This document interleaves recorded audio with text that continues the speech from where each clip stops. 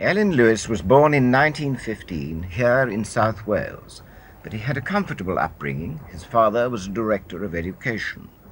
The years when the family lived in this house are recalled by the poet's mother. As a family, we grew up in the little valley of Cwmaman, a little cul-de-sac out of the Aberdare Valley, and in the middle of the Depression days. The Depression was really most acute. I should think that in every household, one or two or three of the men were out of work, and they were all living on the dole. And as the children grew up, Alun especially was appalled at the needless, he thought, and unjust suffering that was brought to his schoolmates and their parents through no fault of their own at all. And he felt this injustice very, very badly.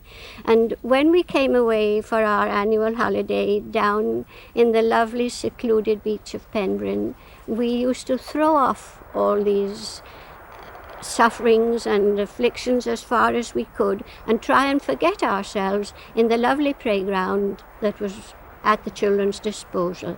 We used to have this lovely beach practically to ourselves with maybe one other family or so for a month every year, and we were able to go back afterwards and face up to all that was waiting for us at home. While they were on the beach, they had a rare good time. Sometimes I would look round and Alun was missing, and I would see his little white shirt away on the top of the cliffs wandering by himself. And I would say, there he goes again.